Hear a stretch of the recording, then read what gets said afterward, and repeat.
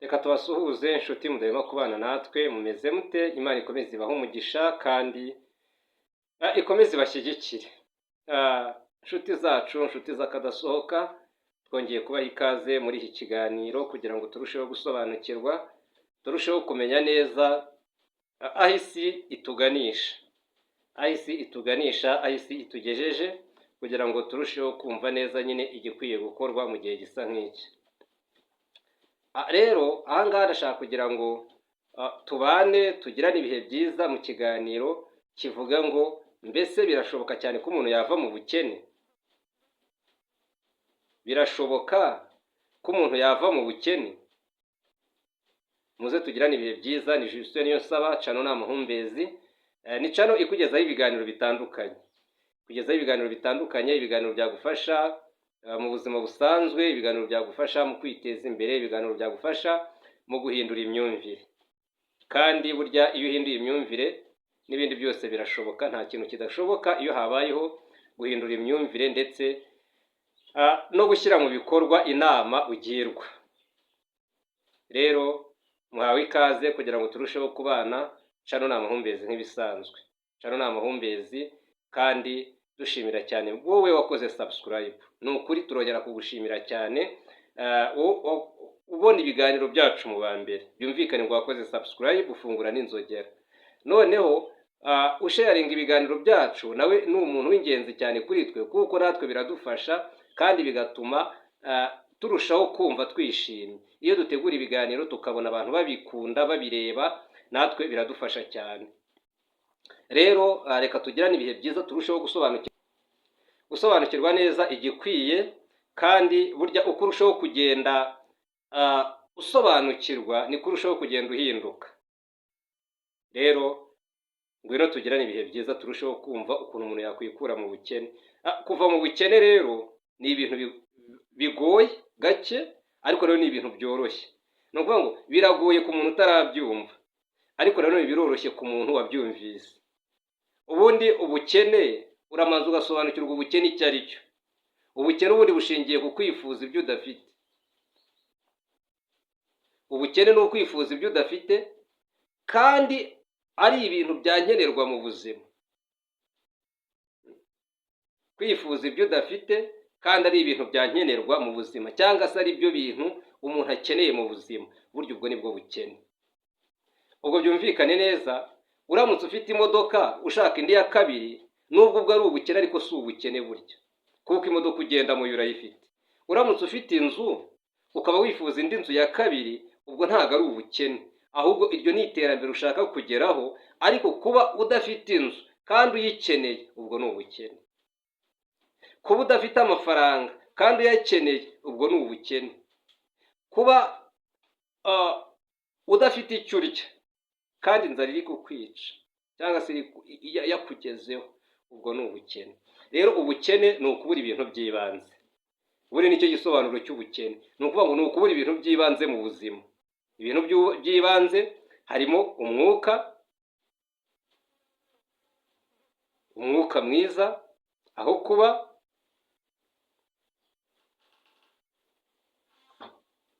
amazi,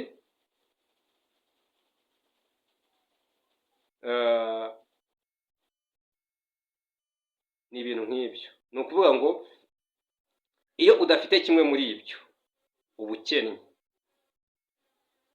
Ikintu kigoye rero ni ukubura aho kuba no kubura icyo urya. Burya nibyo bintu biba bigoye cyane, nubwo bya bindi byose burya bikubakubiyemo. Rero ubwo ni ubukene buryana. Buriya hari igihe twumva ngo ubukene tukabyumvira aho ngaho gusa, ariko burya ubukene buraryana. Ubukene buraryana. Ndabyibuka muri za 1996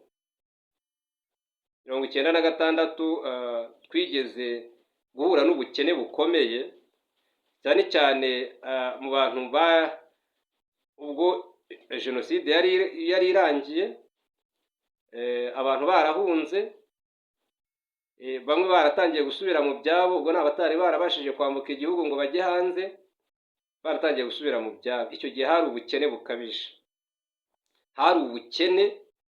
ubukene bukabije. kugeza ubwo umuntu yageraga gutya akabura ibyo arya, akaba yafata nk'urusenda rwonyine akarusekura cyangwa se akaruteka mu mazi abana bakaruhuta. Rwose ibyo ngibyo byarabaye. Ubwo byumvikane neza ngo ubwo buba ari ubukene. Nawe nimwumva urusenda rugeze mu nda ari rwo rwonyine, ari urusenda gusa, kugira ngo byibuze abana bumve yuko hari ikintu cyagiye mu nda, biba ari ibibazo rero. Biba ari ibibazo. Rero hariho imiryango myinshi ibibayeho gutyo, ku buryo umuryango ukubitira abana kuryama. Aho ngo biba bitoroshye, biba bitoroshye. Noneho hari ikintu cyitwa ubukene, ku buryo ubwitegereza ukavuga utari buno ubukene ni akarande. Usanga ubukene ari nk'akarande, ariko burya ubukene, hariho umuhanzi wavuze ngo ubukene bw'akarande cyangwa se ubukene ntabwo ari isezerano. Ntabwo ari isezerano, ahubwo burya buri muntu wese agira ikimukenesha. Umuntu ashobora gukeneshwa n'ubuzima, birashoboka cyane ko umuntu ashobora kurwara, akarwara uburwayi bukomeye cyangwa se akarwaza, ibyo yari afite byose bikamushiraho. Hariho abantu benshi ibintu byo bari bafite barashakishije utuntu, noneho ibintu bikamushiraho, ukajya kubona ukabona rwose ubukene bwaramwokamye. Ubwo bukene ntabwo yabwikururiye, ahubwo ni ibibazo ndetse n'ingorane ziza mu buzima zamuteye gukena. Noneho hari n'ubundi bukene buza buturutse mu myitwarire mibi y'ababyeyi cyangwa se y'abana. Hari ukuntu umuntu abyara umwana akaba abo twita ngo ni ibihaze cyangwa se nk'ibirara gutyo, bitewe n'imvugo, cyangwa se bakagira imico mibi. Iyo ubyaye umwana akagira imico mibi, hari igihe birangira ibyo wari warubatse uwo mwana atangiye kubisenya. Akagenda akajya mu bya rubanda akabyangiza, bikarangira umurihiye. Burya iyo urihiye umwana wangije ikintu, ugatanga ikintu kitazagarura inyungu, uko byagenda kose ubukene burakokama. Ikindi kimwe nuko noneho n'ababyeyi nabo bashobora kugira imico itari myiza, ukajya kubona wenda nk'umupapa yishuye mu busambanyi, akajya ahohotera abagore ndetse n'abana. Iki gihe rero hari igihe afatwa agatanga indishyi z'akababaro zabo yangirije ubuzima, ndetse akaba yanafungwa. Iki gihe rero hari igihe birangira ibyo mwari mwarubatse nabyo bigendeye aho, ugasanga umuryango warakennye. Buriya ikintu gikenesha cyane ni ukubura amagara mazima, cyangwa se kugira uburwayi no kugira imyitwarire idahwitse mu muryango. Ugasanga wenda nko mu muryango harimo abasinzi gusa ari bo biberamo gutyo, ugasanga nyine abantu babaye bakazizi. Mbe ugasanga nanone mu muryango kandi burya abasinzi ntibatana n'ubunebwe, abasambanyi ntibatana n'ubunebwe. Nuko nguko nyine biba bimeze, kuko iyo umuntu atakoze kugira ngo agire ikintu ageraho biragora. Ugasanga rero ubukene busa nkaho bwokamye umuryango. Ugasanga abana bavuka muri iyo miryango y'ababyeyi batabasha kugira icyo bimarira, burya nabo usanga ntacyo bimarira. Usanga nabo ari ugushakisha bapfundikanya, ariko ibintu byanga. Kubera iki? Kubera ko imitekerereze y'ababyeyi babo ishobora kuba yarahungabanye cyangwa se yarangiritse, bityo n'iy'abana nayo ikangirika. Ubundi ubushakashatsi bugaragaza neza ko icyerekezo cy'umwana ntabwo kijya kure y'umubyeyi we. Umubyeyi we icyerekezo arimo burya ni nacyo umwana aheraho aganamo. Niba umubyeyi ari umujura, hari ibyago byinshi yuko n'umwana we azaba umujura. Niba umubyeyi ari umusambanyi cyangwa se umudamu ari indaya, uko byagenda kose n'umwana we afite ibyago byinshi byo kuzakora izo ngeso mbi. Ubwo rero byumvikane neza yuko icyo umubyeyi afite cyangwa se kimubaho ashobora kukiraga umwana aramutse atabicunze neza. Ubwo byumvikane ngo umwana wawe numuraga imico myiza, nawe azagira imico myiza. Ariko ingingo turiho ni ivuga ku bukene. Rero reka turebe ubwo bukene bushobora kuba bwarokamye umuntu, ni iki yakora kugira ngo arusheho gusa nk'aho aziba icyuho. Yakora iki kugira ngo azibe icyuho cy'ubwo bukene bwamwokamye? hari ikintu cyitwa kuzigama. Buriya rero mu bintu bijyanye no kuzigama, iyo umuntu akennye agerageza kuzigama. Wenda nako reka tukanyuzemo kugira ngo mwumve yuko ubuzima ari rusange. Iyo umuntu akennye aravuga ati noneho rero ubwo mbonye utu dufaranga ngiye kutuzigama. Yamara kutuzigama ako kanya agahita ahura n'ikibazo gihita kimusaba kudukurayo. Yego, agahita dukurayo. Niba yari yazigamye 1000, wenda yari yakibitse ahantu, yakibitse kuri telefone se cyangwa se ahandi hantu, ariko ahise akubitana n'akabazo akuyeyo. Kiba ari ikibazo. Ubundi gukena hari ibintu bigeze nko muri 3 bishobora gutuma umuntu akena cyane. Ikintu cya mbere n'ubunebwe, kutagira icyo akora. Ikintu cya kabiri ni ugusesagura, ni ukuvuga ngo arakora ariko arasesagura. Ikintu cya gatatu gishobora gutera ubukene kigatuma ubukene rwose bukokama, ni ubwibone. Ubunebwe, gusesagura n'ubwibone. Ibi ni ibintu bishobora gutuma ubukene bukokama, kuko hari igihe umuntu yicara akumva yuko nta kintu ashaka gukora, mbega akumva yuko abakora abasa nk'aho bataye igihe. Iki gihe rero hari igihe biza kurangira we nta kintu akoze akabireka. Noneho hari n'ukora ndetse agakoresha n'imbaraga nyinshi, ariko ko akora akabona asesagura. Yakorera 1000 akarya 200. Ubwo ni ukuvuga ngo yakoreye 1000 ariko ari 1200 yarengejeho y'ideni. Agakorera 2000 akarya 3. Ugasanga ibyo ngibyo nabyo wapi ntabwo biri kuvamo. Noneho ikindi nawe ni ubwibone. Buriya hari igihe umuntu ashobora gukora ariko nanone akagira ikintu kimeze nk'ubwibone cyangwa se ibintu byo kwiyemera, agashaka kwiyemera kuri bagenzi be, agakora ibitandukanye n'ibyo yakabaye akora. Ubwibone bushobora kuba bwaturuka mu gushaka guhangana, ikintu cyitwa ihangana. Ugashaka guhangana na bagenzi bawe, ugashaka guhangana na bene nyoko, ugashaka guhangana n'abaturanyi, ugashaka guhangana n'inshuti. Inshuti yanjye yaguze umwenda mwiza nanjye ndashaka kuwugura. Inshuti yanjye yaguze urukweto rwiza nanjye ndashaka kurugura. Inshuti yanjye yaguze telefone nziza nanjye ndashaka kuyigura. Inshuti yanjye yubatse inzu nziza nanjye ndashaka kuyubaka. Inshuti yanjye yagiye runaka yagiye gutemberera i Burayi nanjye ndashaka kujyayo. Mbega ugasanga ari ubwo buzima wibereyemo. Icyo gihe uba uri umukene rwose, kandi ubuzakena uko byamera kose. Buriya ubukene, kugira ngo uve mu bukene bibusaba kugira ngo umanze umenye ko ukennye. Iyo umuntu rero akennye abaho nk'umukene nyine. Iyo umuntu akennye yitwara nk'umukene ariko ushaka impinduka, kuko hariho umuntu ukena yamara kumva yuko nyine yakennye byarangiye, akumva yuko nyine ari ukwiturira mu bukene.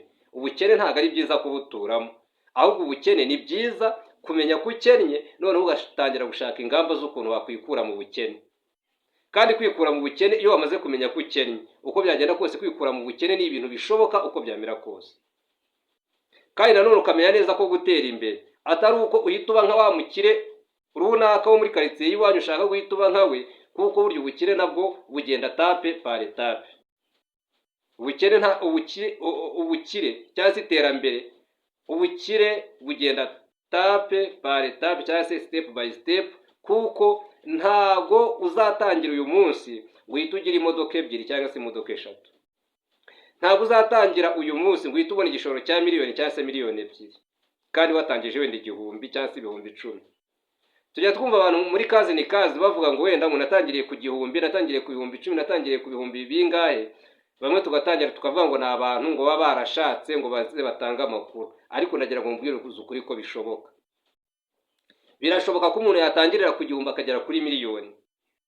Birashoboka ko umuntu yatangirira ku 1010 akagera ku bihumbi byinshi. Kandi birashoboka ko umuntu yatangirira kuri miliyoni agahomba ntihagire n'ikintu na kimwe asigarana. Sinzi niba ibi bintu abantu benshi bakunda kubyumva no kubitekerezaho. Ni ukuvuga ngo umuntu ashobora gutangiza miliyoni, watangije ibihumbi 10 agakira, watangije miliyoni agakena. Bitewe n'iki? Bitewe na za ngingo 3 twabonye: ubunebwe, gusesagura n'ubwibone. Biriya bintu bigatuma rwose ibyawe byose bijya hasi, kuko umuntu ashobora kugira atya agatangirana wenda nka miliyoni, ariko yamara kubona wenda nk'abakobwa cyangwa se abagore agatangira kubashoramo ya mafaranga, kandi nyamara hariya arashora ariko ntabwo yunguka, cyangwa se agatangira gushora mu bintu bitemewe. Ni ukuvuga ngo aba afite ibitekerezo bidahwitse, ibyo leta ibuzanye akaba ariyo ashaka gushoramo imari, agashaka kunyereza imisoro, agashaka gukora ibidakwiye. Uko byagera kose uyu nguyu azahomba. Yabuzwa n'iki guhomba umuntu ukora ibintu bidakwiriye? Rero iyo ushaka kugira ngo uve mu bukene, uramanza ukamenya ko uri umukene, ukabaho gikene, maze ugatangirira aho ngaho, ugatangirira hasi aho kugira ngo utangirire hejuru umanuka. Iyo ushaka rero kugira ngo utere imbere, uramanza ukareba ibyo ukunda. Ibyo byo ukunda akaba ari byo ushyiramo imbaraga. Inshuro nyinshi hari igihe abantu bakora ibyo bapfuye kubona byose kubera ko babonye wenda bagenzi babo byabahiriye, ariko nagira ngo nkubwire ngo icyakijije runaka ntabwo aricyo kizagukiza. Runaka ashobora kuba yarakijijwe n'ikimotari, ariko wenda uzakizwa n'ubuhinzi. Runaka ashobora kuba yarakijijwe no korora inkoko, ariko wenda uzakizwa no korora inkwavu. Runaka ashobora kuba yarakijijwe no gucuruza, ariko wowe ushobora kuzakizwa n'ibindi bintu runaka. Rero kumanza kumenya ibyo ukunda. Ukunda iki? Buri ikintu icyo ari cyo cyose ukunda kitarimo amazimwe n'urugomo, wagiteje imbere cyaguhira. Tugarutse kuri cya gishoro cya wa muntu ushobora kubona igihumbi akaba yazamuka akagera kuri miliyoni. Reka tujye nko mu buhinzi dufatiremo urugero. Abantu babiri baragiye bakoreye amafaranga ibihumbi wenda 3. Umuntu umwe afashe bya bihumbi 3 aguramo ibiro 3 by'ibishyimbo, undi anagenda nawe aguramo ibiro 3 by'ibishyimbo. Uw'ibiro 3 by'ibishyimbo aragiye akozeho ibiro 2 arabitetse arabiriye, ariko ikiro kimwe aragihinze. Uw'ibiro 3 by'ibishyimbo nanone aragiye ibiro 3 byose abishyize mu nkono. Urambwira ngo wa wundi ntago ashobora kuzahinga cya kiro cy'ibishyimbo kikazamuviramo hafi ibiro 20 cyangwa se ibiro 10, wa wundi akiri gusabiriza? Nuko rero ubukire burya bugenda. Ni ukuvuga ngo ubukire cyangwa se iterambere cyagiye igihe weho uryamye ucecetse, cyangwa se igihe uryamye ntacyo witayo abandi baba bari gukora. Cyagiye igihe mwabonye amahirwe amwe, umwe ashobora kuyakoresha neza undi akayakoresha nabi. Reka tuvuge urundi rugero. Muri mwe wenda mudukurikiye, ninde utaraguraho avoka izi ngizi zisanzwe, izi avoka zo turya mu ngo zacu? Ninde utarazigura? Mu bantu mudukurikira, ninde utaraguraho avoka? None se muri mwe mwebwe turi kurebana, ninde ufite igiti cya avoka mu murima we cyangwa se mu ipariseri ye? Kandi avoka murazikunda ndabizi. Buriya abantu duhurira kuri izi cano, ntekereza yuko abenshi dukunda bimwe. Nanjye avoka ndayikunda, niyo mpamvu urwo rugero ndutanze. None se muri izi avoka urya cyangwa se ujya kugura buri munsi, ikibuto ntabwo kiba kirimo imbere? Kiriya kibuto rero nicyo gishoro.